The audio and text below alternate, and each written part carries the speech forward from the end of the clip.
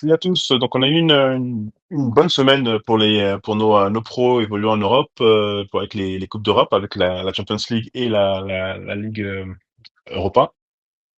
Vraiment, c'est une déjà le constat qu'on peut tirer, c'est que mais ça on le sait, hein, mais il faut le répéter pour bien en avoir conscience.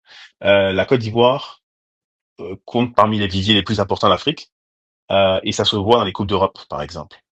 Il s'agit pas juste d'avoir des joueurs évoluant en Europe, mais on a des joueurs qui évoluent dans des clubs qui jouent la Coupe d'Europe. Donc ça veut dire qu'on a vraiment de nombreux joueurs qui sont parmi l'élite du football mondial aujourd'hui. Et on est parmi les toutes premières nations africaines dans ce domaine. Je pense que le Sénégal et peut-être encore le Nigeria nous sont encore éventuellement devant nous, mais pas de beaucoup. Euh, mais à part ces deux pays, je pense qu'on arrive en troisième position. On a longtemps été juste derrière le Ghana également.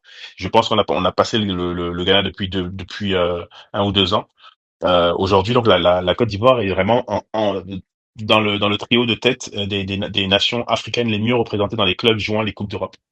C'est vraiment une conviction qu'il faut avoir, quelque chose en fait dont il faut tenir compte lorsque on doute parfois un peu de la qualité de nos joueurs, etc. On a des joueurs en fait qui évoluent dans les meilleurs clubs du monde.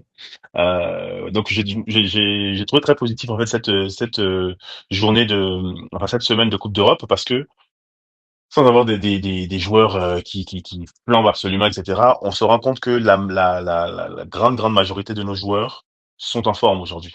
C'est vrai, on a eu des petites alertes et même des mauvaises nouvelles hein, avec Alban Lafont et Singo qui sont blessés. Je pense pas que ce soit des blessures très graves. On l'a déjà expliqué, notamment pour Singo.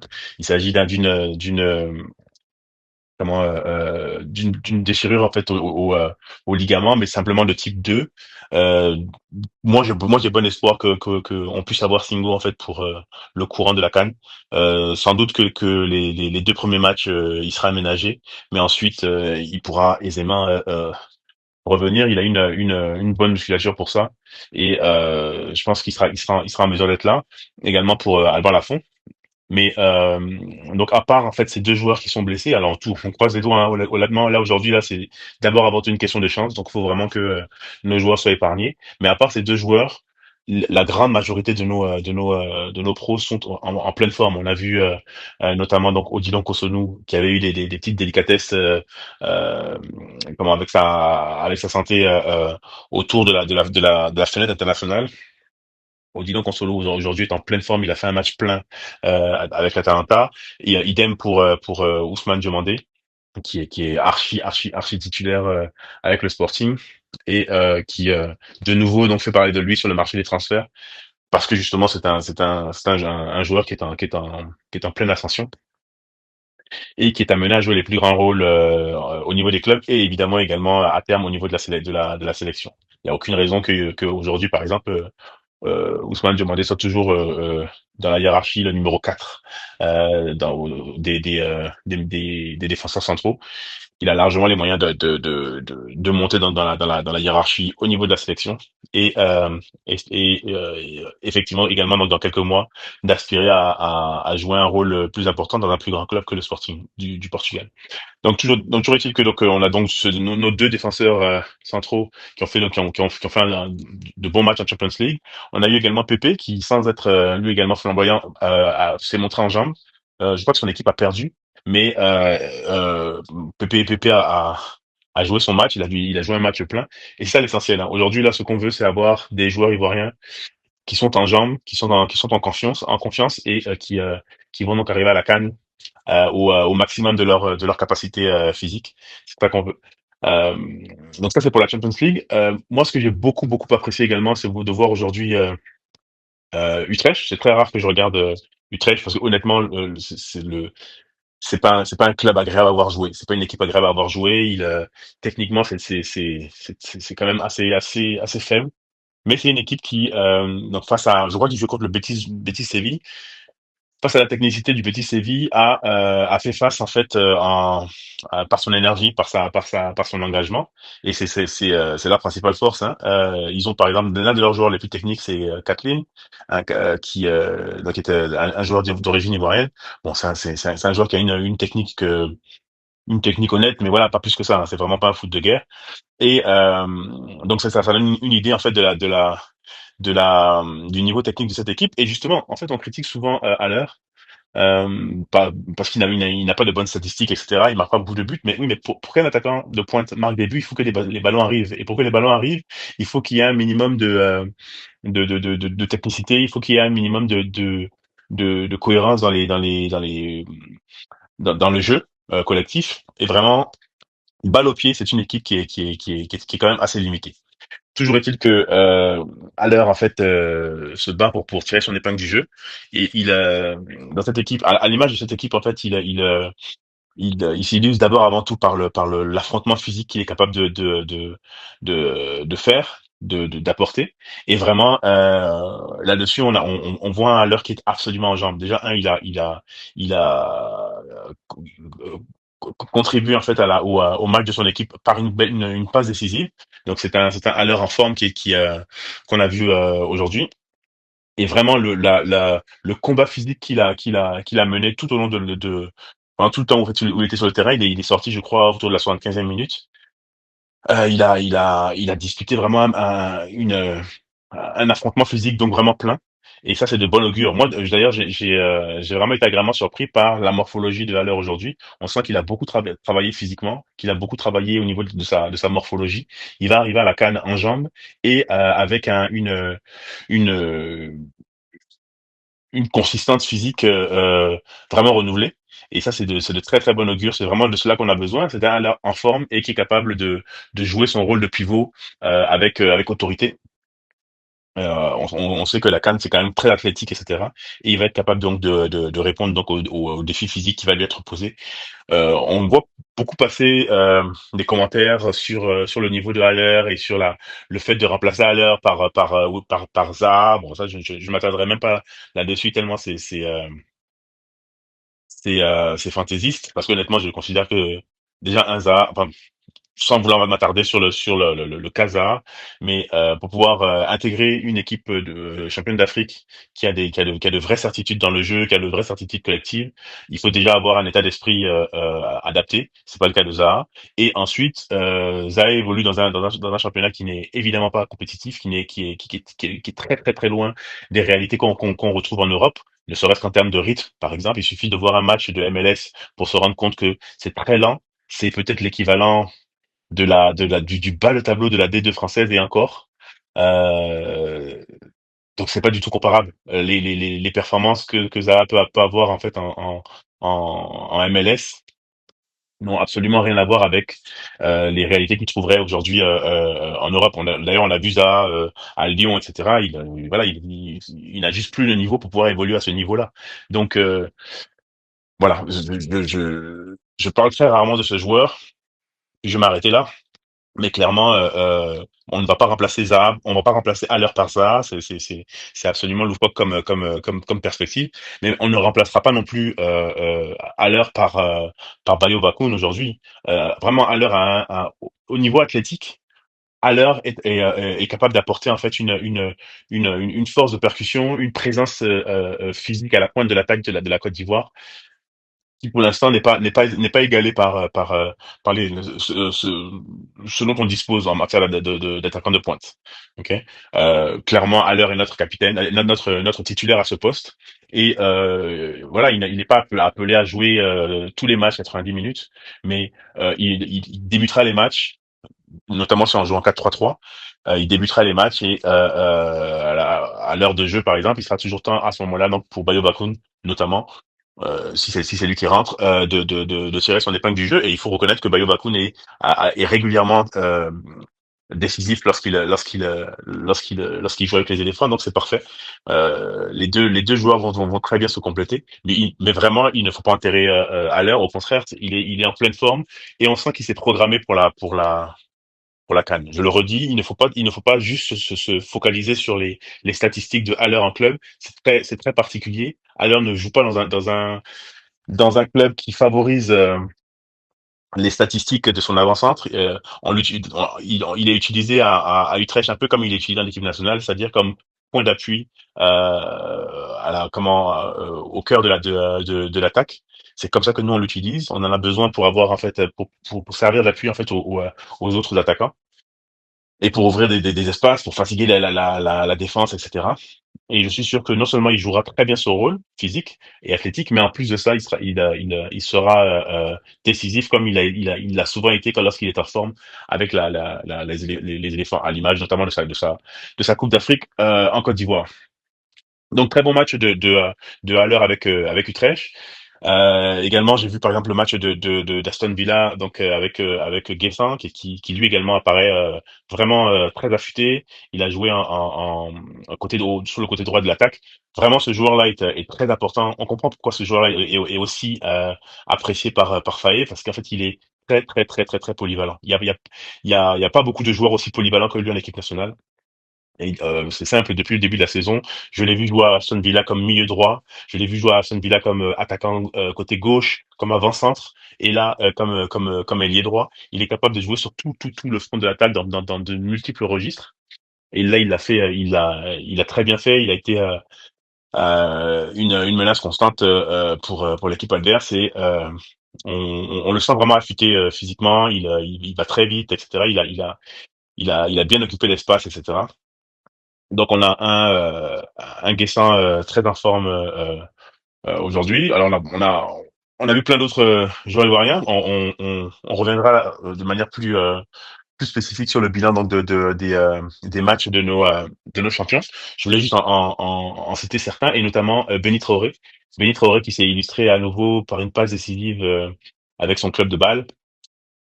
Il est vraiment il est vraiment en train de revenir en forme après sa blessure au poignet.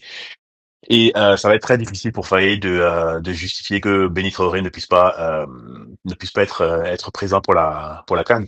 Encore une fois, lui également, c'est un joueur qui est capable de jouer dans plusieurs registres, à la fois comme ailier gauche, enfin joueur de couloir côté gauche, mais également même comme milieu et comme un peu comme meneur de jeu. C'est un profil qui peut nous être très utile. C'est une bonne chose d'ailleurs que la CAF ait permis en fait 28 joueurs au lieu de 27 et même au lieu de 23. Ça nous permet donc d'avoir un éventail de joueurs beaucoup plus large. On l'a dit, hein, les places vont être très très très chères. Vraiment, on a au moins une bonne trentaine de joueurs qui peuvent postuler de manière totalement légitime à une présence à la CAN. Il va falloir faire des choix, mais le fait qu'on ait un joueur supplémentaire par rapport aux 27 auparavant, ça peut être une chance pour un joueur comme Béni Traoré, qui revient de loin, mais qui était une habitude de la sélection, et ce serait une belle récompense pour lui de pouvoir être sélectionné. Mais on le sait qu'il est en concurrence directe avec des joueurs comme Bazoumana Touré, comme Yann Diomandé, etc., qui sont en pleine ascension et qui évidemment méritent amplement d'être eux également en équipe nationale. Donc beaucoup de satisfaction pour cette journée. Alors on a vu aussi donc les Guéladoué, enfin des habitués, hein. Un joueur que j'aime beaucoup par exemple.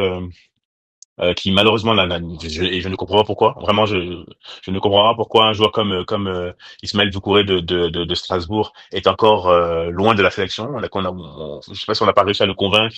Il attend un signe de l'équipe de France ou si juste en fait Faïla l'ignore parce qu'il estime avoir ce qu'il lui faut en équipe nationale. Mais un joueur comme Ismaël Doucouré nous serait très très très très, très utile. En parlant de polyvalence, il faut savoir. Donc là, il a joué milieu de terrain, un peu même côté droit. En tout cas, il était mais donc milieu défensif. Mais il faut savoir que à la base, c'est un latéral gauche, mais il est capable de jouer en défense centrale comme donc au milieu de terrain. C'est un joueur, c'est un véritable couteau suisse. Payet aime beaucoup un joueur comme Bamin parce que justement il lui permet de proposer, il lui permet d'avoir recours en fait à des solutions différentes, etc. Parce qu'il est très polyvalent et moi je suis je suis un défenseur de Bamin. J'estime que c'est le type de joueur dont on a besoin en équipe nationale. Évidemment pas pour être titulaire devant les Ousmane Diomandé, devant les Odilon Kosolu ou même Agbadou en défense centrale. Mais c'est toujours très très très précieux dans une compétition comme la CAN d'avoir un joueur aussi polyvalent parce que lorsqu'il manque un joueur à tel endroit, etc., c'est toujours très pratique de pouvoir avoir en fait un joueur qui est capable donc de jouer à différents postes. Et ben Ismaël Doucouré, c'est typiquement ce genre de joueur-là. Il est pas capitaine de Strasbourg pour rien. C'est un jeune joueur, mais qui est très mature et qui ferait beaucoup beaucoup de bien en fait à cette équipe nationale. Évidemment que oui, un Ismaël Doucouré devrait être convaincu par Faye, par la fédération de revêtir donc la tunique orange. J'ai vraiment beaucoup apprécié son match, mais il est très constant de toute façon avec Strasbourg. Et à côté donc de Guela, ils ont fait un très bon match qui leur a permis donc de l'emporter face à Crystal Palace. Donc c'est ça, on a eu donc plusieurs très bonnes performances de la part donc de nos éléphants en Coupe d'Europe.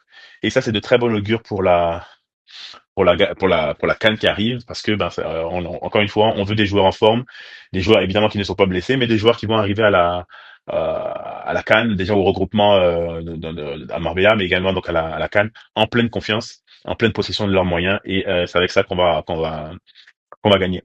Donc je voulais juste pour terminer aborder un point qui est qui fait son petit bonhomme de chemin là et je pense qu'il est quand même temps de clarifier les choses à ce niveau-là. On a avec avec donc le jeune Oulay, Chris Oulay, une véritable une véritable petite étoile. Ok, on a une étoile montante qui fait son donc qui est en train de faire sa place en fait dans l'équipe nationale. Il est évident que Chris Oulay, Chris Nao Oulay va faire partie de cette sélection pour la CAN et la question ne se pose pas. Euh, il mérite amplement. Mais par contre, pour moi, il est absolument clair que, par exemple, lorsque l'on voit jouer comment un joueur comme Sangaré, qui s'est imposé aujourd'hui, je crois qu'ils ont fini le match à 3-0, donc aisément imposé en fait avec Nottingham Forest. Quand on le voit jouer aujourd'hui, on voit qu'un joueur comme Sangaré est est revenu en fait au sommet de sa forme. Bien sûr que c'est pas le même joueur qu'il y a 3-4 ans, mais c'est un joueur qui s'est bonifié, qui s'est bonifié dans le domaine défensif. Ce n'est plus le joueur box to box un peu foufou qui euh, qui euh, qui pouvait en fait cavaler et oublier son rôle défensif. Au contraire, aujourd'hui, clairement à Nottingham Forest, il est utilisé comme 6, comme milieu de terrain donc défensif. Et vraiment, il comprend parfaitement son rôle. Il sait donc rester devant sa défense, à protéger sa défense. C'est précisément le joueur dont on a besoin. Euh, J'adore Christina Oulay. Vraiment encore une fois, c'est une étoile montante. J'estime que c'est un joueur générationnel et je pense on a trouvé en lui le remplaçant de Seri. Mais demandez à Seri lui-même, il vous dira que évidemment que pour jouer le rôle de sentinelle tel qu'il était dévolu à Seri pendant la CAN, il faut être un joueur d'expérience. On ne se lève pas un matin comme ça pour jouer ce rôle-là, évidemment que non. Il suffit juste de voir Chris Naoulay, par exemple, jouer en Turquie pour se rendre compte qu'il n'est pas encore mûr pour pouvoir jouer à ce poste-là. Euh, en Turquie, il s'acquitte très bien de sa tâche, globalement, on va dire, parce que le rythme en Turquie est très très très lent. Et encore même avec ce rythme lent, on voit que lorsqu'il était, d'ailleurs il n'est pas toujours utilisé comme 6. Hein. Il joue à la fois milieu défensif, mais c'est souvent que, en tout cas régulièrement depuis le début de la saison, qu'il est utilisé un peu plus haut dans le milieu de terrain. Donc disons par exemple un peu dans le rôle qu'il a joué lorsque il est rentré face à l'Arabie Saoudite. Pendant une quinzaine de minutes, il jouait devant Kessié et Sangaré. C'était la pointe haute du triangle du milieu. Et c'est souvent dans ce rôle-là qu'il est utilisé dans son équipe de Trabzonspor en Turquie. On l'utilise également donc à Trabzonspor comme milieu défensif, comme joueur devant la défense, milieu de terrain devant la défense. Mais même là, on s'aperçoit que défensivement, il a il a des petits retards, mettons. Il a des petits retards. Il suffit par exemple de revoir le match qu'il a joué contre le contre Oman. Le L'occasion où Alban Lafont est obligé de sortir. Si vous regardez cette occasion, donc lorsque Alban Lafont sort dans les pieds de l'attaquant omanais, c'est Chris Inaoulay qui le laisse partir justement. En fait, Chris Inaoulay est en retard et il le laisse partir vers donc les buts les buts ivoiriens. Et donc c'est à partir de là donc que cette occasion se crée. Pourquoi est-ce que je relève ça? C'est que encore une fois, c'est un poste c'est peut-être le poste le plus difficile aujourd'hui dans le football. Avec le poste de gardien, c'est le poste où on a le moins droit à l'erreur. En défense centrale, tous les postes axiaux de toute façon sont les plus critiques, mais en défense centrale, vous êtes au moins deux. Il y a deux défenseurs centraux, donc il y en a un qui peut rattraper les erreurs de l'autre. Comme 6, lorsque vous jouez comme 6 unique devant la défense, vous êtes la sentinelle devant la défense. Si vous faites passer, c'est toute la défense qui est exposée. Et donc les erreurs se payent cash. C'est pour ça que c'est très rare de voir un joueur aussi jeune que Christina Oulay se faire introniser à ce poste en équipe nationale, dans une équipe aussi exposée que celle de la Côte d'Ivoire. Il faut savoir qu'on va aller à la CAN avec notre statut de champion en titre, de détenteur du titre. Donc on sera l'équipe à battre. Il y aura une énorme pression sur les qui va s'abattre à chaque match dès le match contre le Mozambique, et je ne vous parle même pas du match contre le Cameroun et contre le Gabon. Pour supporter cette pression, il faut une dose d'expérience lorsqu'on est aussi jeune. C'est pas la même chose, par exemple, pour un Yann Diomandé, par exemple, qui certainement être titulaire, mais il sera titulaire en attaque. Les postes en attaque constituent en fait une charge beaucoup plus allégée en termes donc de pression, etc., que les postes défensifs. On l'a vu par exemple avec Ousmane Diomandé, c'est un joueur qui est pétri de talent, mais vous bombardez un joueur aussi jeune titulaire en CAN, ça peut passer, mais il y a des très bons, il y a de très forts risques ça coince. Et avec Ousmane Diomandé, ça a coincé. Et il a mis plus d'un an à s'en remettre. Aujourd'hui même, il paye encore les conséquences de la petite erreur qu'il a fait contre le Nigeria. Donc tout ça pour dire que euh, Sangaré, le match de Sangaré aujourd'hui et les matchs qu'il fait depuis plusieurs semaines à Nottingham Forest démontrent que c'est l'homme du moment, c'est le joueur qu'il nous faut à ce poste. Le milieu défensif ivoirien, c'est aujourd'hui, ce n'est plus une seule sentinelle d'ailleurs. C'est Faye a changé sa disposition tactique. C'est deux joueurs. En fait, il utilise aujourd'hui deux joueurs pour remplacer juste Seri. Et ces deux joueurs-là, ce sont Kessié et Sangaré. Ce sont deux joueurs qui sont au firmament de leur forme aujourd'hui. Ils sont en excellente forme et ce sont les deux joueurs d'expérience qu'il nous faut pour tenir le milieu défensif ivoirien et protéger la défense. Donc, euh, f- euh, à côté d'eux, évidemment que Christina Oula est un joueur pétri de talent, mais c'est un jeune. S'il joue, ce sera devant ces deux joueurs-là, un peu dans la position d'indice. Si Faye tient absolument à jouer avec un meneur de jeu, Christina Oula pourra parfaitement jouer ce rôle, même si il a un profil différent de celui de Parfait Diagon, qui est plus offensif, qui joue quasiment comme deuxième attaquant. Mais c'est ça. Christina Oulay pourra très bien tirer son épingle du jeu en en meneur de jeu, mais certainement pas, en tout cas selon moi, certainement pas comme si. Je pense que ce serait une erreur que de lui mettre une telle pression dès à présent. Donc tout ça pour dire que j'ai beaucoup apprécié donc le match de Sangaré. Il a encore fait un match plein, sérieux, très concentré sur sa tâche défensive. Et là encore, c'est de très bon augure pour la CAN. Donc voilà, c'était un peu ce point que je voulais amener. Je vais revenir sur la disposition tactique, notamment du milieu. Moi, j'estime que vraiment, je- je- euh, je- j'estime qu'il n'est pas nécessaire de s'entêter à jouer avec un 10. Je pense que l'expérience que Faye a faite face au Kenya en jouant en 4-4-2 est très concluante. Elle est très adaptée aux joueurs dont nous disposons. Et vraiment, j'espère.